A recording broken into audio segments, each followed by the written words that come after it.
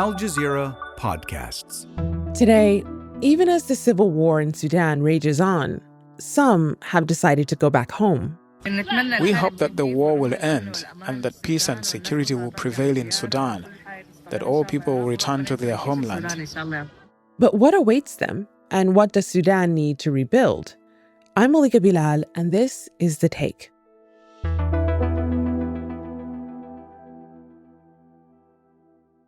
Hey Malika, this is Mamadou Balde. I'm the regional director for UNHCR in Eastern Horn of Africa and Great Lakes. And for the past 2 years, I also serve as the regional refugee coordinator for the Sudan situation. So heavy work. Mamadou, welcome to The Take. It has been nearly 2.5 years since civil war broke out in Sudan. More than 12 million people have been displaced. Nearly 25 million face dire hunger, and millions are cut off from aid. And so far, attempts to bring this conflict to an end have been unsuccessful. So I know that you recently traveled to Sudan. You went to the capital and some other places. What did you see there? I was indeed in Khartoum, the first time since the crisis started. For me, it was returning to a place where I lived for 2 years, a younger protection officer who was there working for refugees coming from several parts of the continent, and being there and supporting refugees, going back to a city that was destroyed, infrastructure, health, hospitals, bridges, schools, properties, people who have seen loved one gone, was really heartbreaking and sad to see. Yeah. And despite the heartbreaking images, you also talk to people who are deciding to come back. Now, we know that escaping Sudan can be immensely dangerous. We've talked to people who've done it. People attempting to flee the violence are under the threat of killings, kidnappings, sexual violence, starvation. So it might be surprising to people to hear that there are many Sudanese who want to return despite all of that. And so far, more than 1 million have made the journey back. You talk to some of them. What's the motivation? This was the third time I was going back into Sudan, and this time I went up to Khartoum.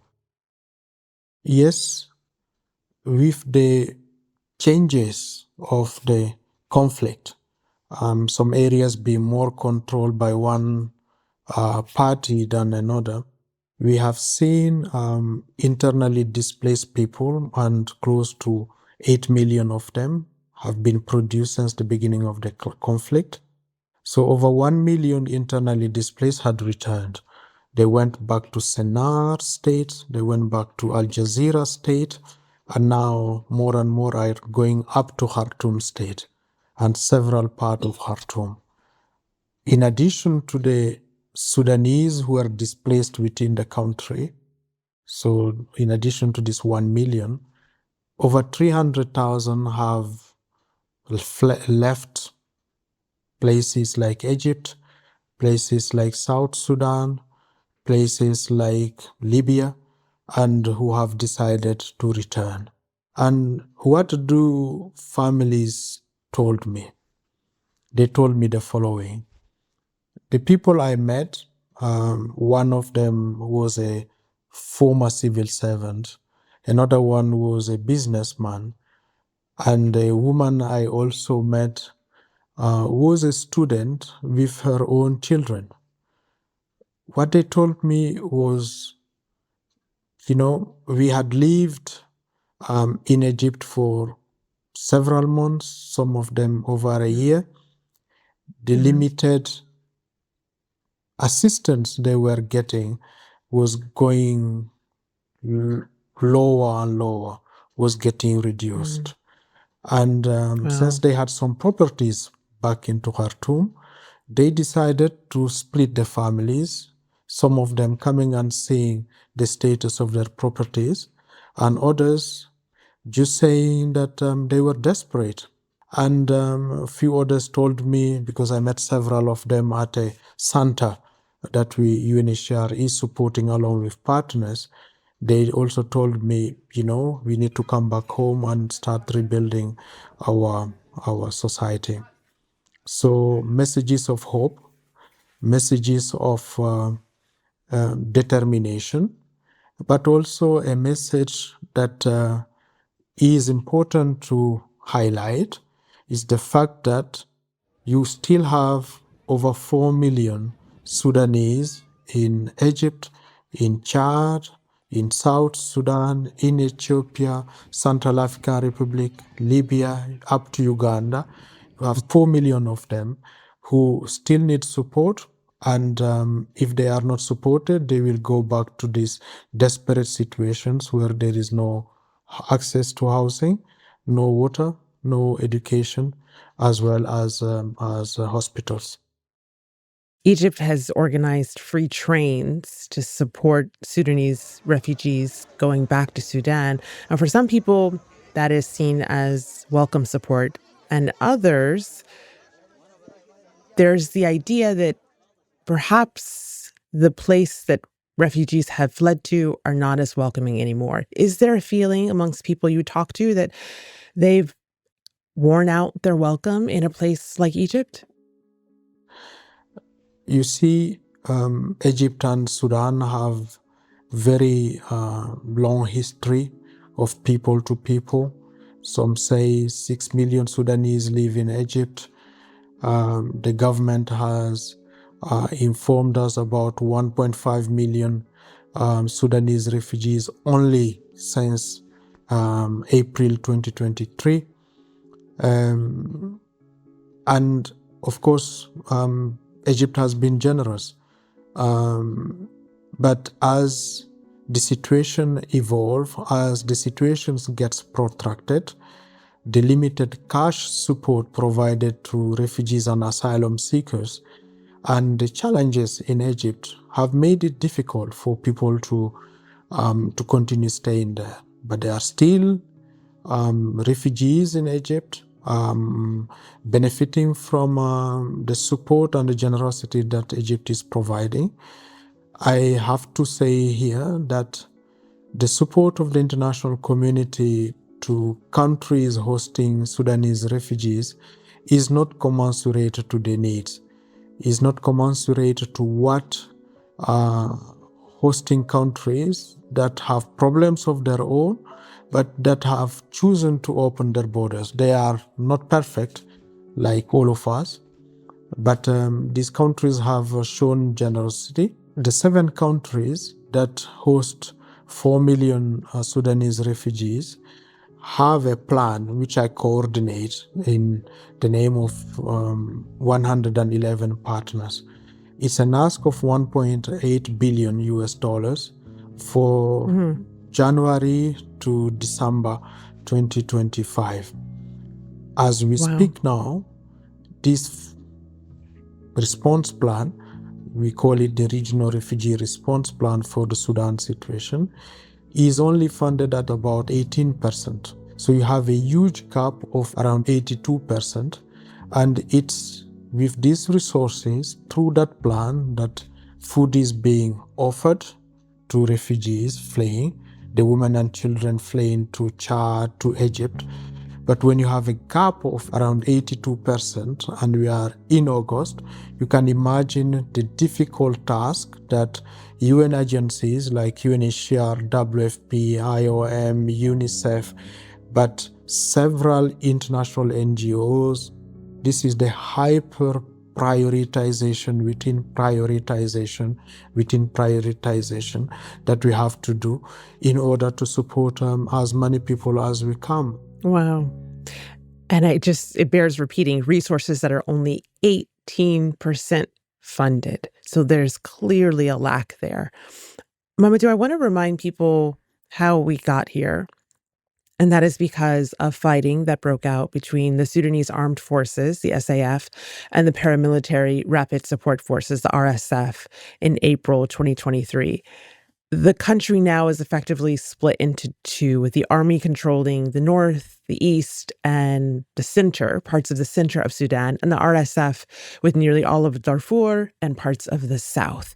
So I wonder, from what you've been hearing from people, how do they determine the road back home? How do they plot out how they will go home? You see, this brutal conflict that has led to 12 million people as we speak being displaced, forcibly displaced out of their homes. This brutal conflict has been going ups and down. You see, for example, as we speak now, people who were originating from Sennar state, several of them went back. And then Jazeera state, several people went back. People who had found protection, solidarity in Kassala state, in Red Sea state, where you have Port Sudan, all went back to these cities, to where they came from. And more and more are going back to several parts of Khartoum state. And as we have indicated, they are faced with challenges on housing, infrastructure, education, health, water. And, we had cases of cholera. And that's the part to which people are returning to in this country. A cholera outbreak is spreading quickly across Sudan's capital, Khartoum. Drone attacks have targeted water purification stations. People have no choice but to use contaminated water sources. At the same time, you have people who keep fleeing Sudan. As we speak now, we still have refugees going to Chad. And Chad has problems of its own. Thousands of cases of cholera that were in Darfur, we started seeing death inside Chad due to cholera. We have hundreds of cases in refugee camps as we speak now inside Chad. So on the one hand, some people have started returning, mostly internally displaced. Some refugees, few hundred thousands. But you have other parts of Sudan that are still producing refugees, Darfur, Kordofans. And this is the complex situation that should really, really end. Because again, whether Sudanese displaced internally, Sudanese refugees, like those one I met at the border with Chad few months ago, they tell us that the first thing they are looking for is peace, an end to this brutal conflict, an end to the violence, so that people can live normal lives like you and I. We'll have more with Mamadou after the break. Far out in the middle of the Pacific Ocean, Pitcairn Island seemed like an idyllic paradise. But in the late 90s, police officers uncovered a culture of rape and sexual assault against girls as young as 7, and that everyone on the island knew about it. What hope is there for justice in such an isolated place? Hear the full story on True Crime Reports.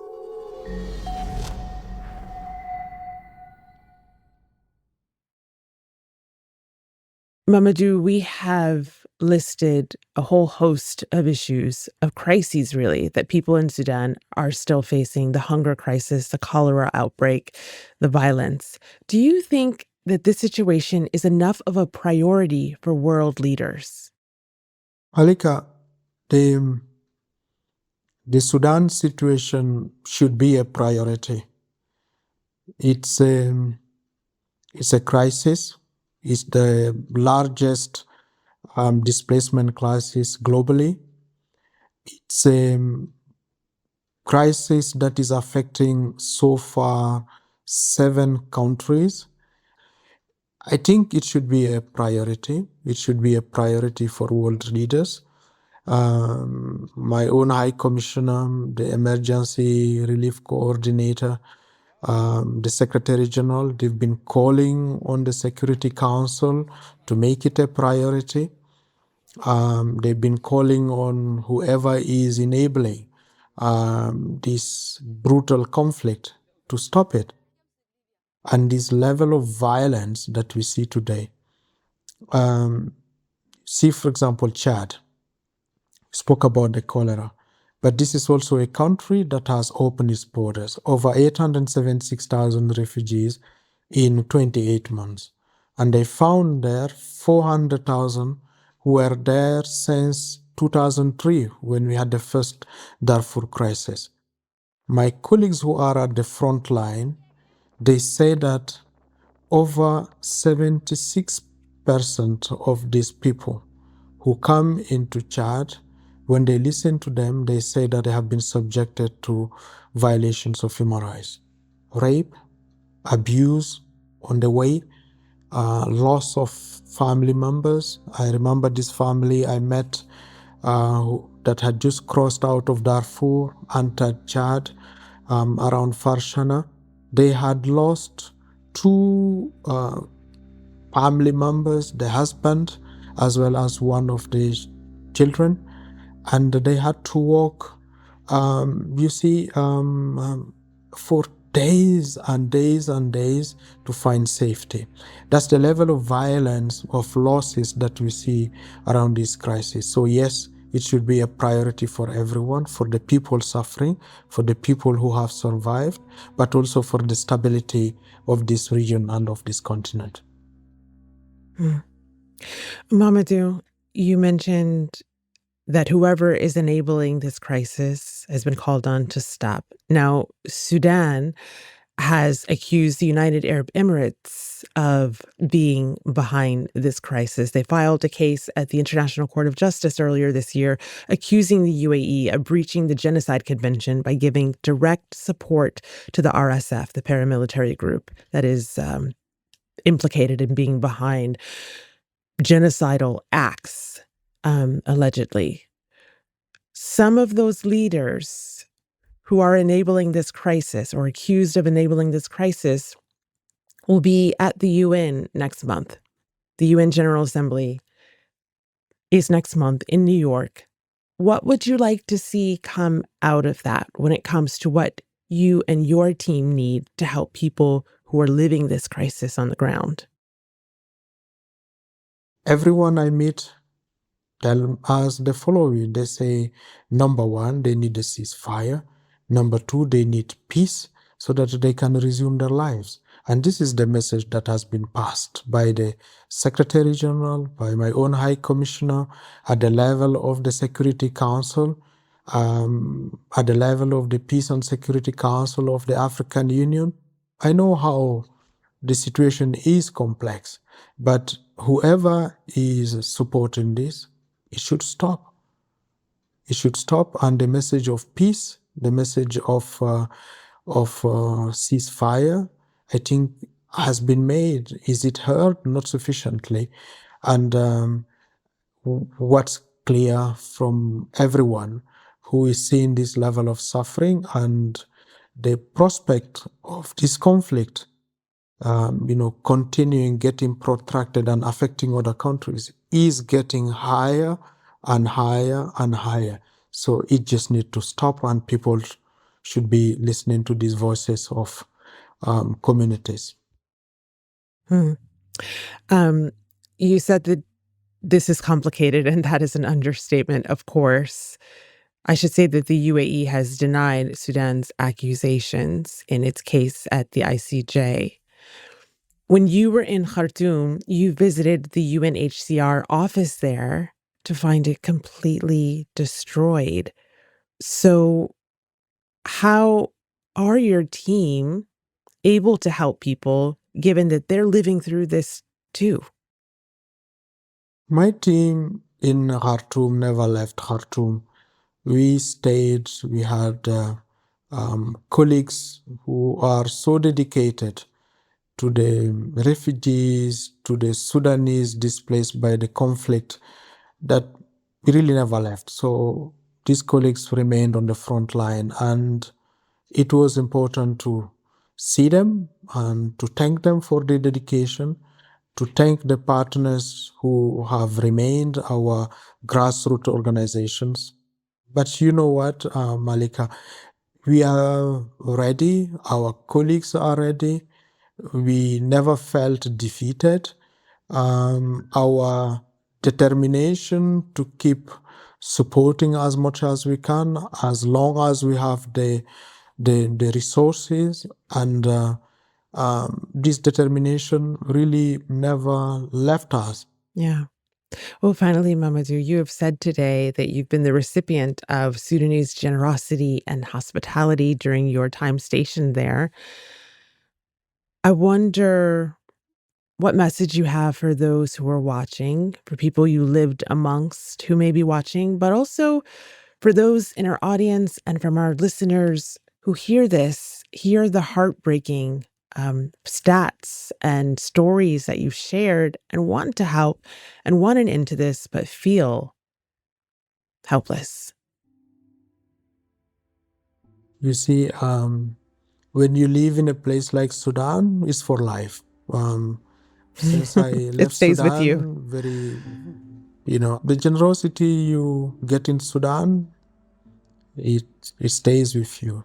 And this is a country that has its own history of wars, conflict, but that generosity at the people level remain. I still sense, but perhaps I'm not as wise there as I should be. But I do feel that there is always an end to this conflict, an end to this suffering. And whoever can, there are ways to support. You have local organizations, you have NGOs, national, international, UN organizations like mine. There are always ways to support. And there are people who also can speak to their own government to influence the end of this brutal conflict, for solutions, for durable solutions. I think there are ways to contribute. And we also ask countries that have opened their borders not to get discouraged, not to get tired. And whatever can help these sisters and brothers to live dignified lives until solutions are found is never too little. Nothing is too little. That sounded very wise to me, Mamadou. Thank you so much for sharing your work with us and your message of hope. I appreciate it. Thank you so much, Malika, for having me. And that's The Take. If this episode made you think, we want to hear about it. Leave your thoughts in the comments below, what stood out to you and what you think should happen next. And if you're from Sudan, what you're hoping for the future. Our team is always looking through and we'd love to talk to you. We'll see you tomorrow.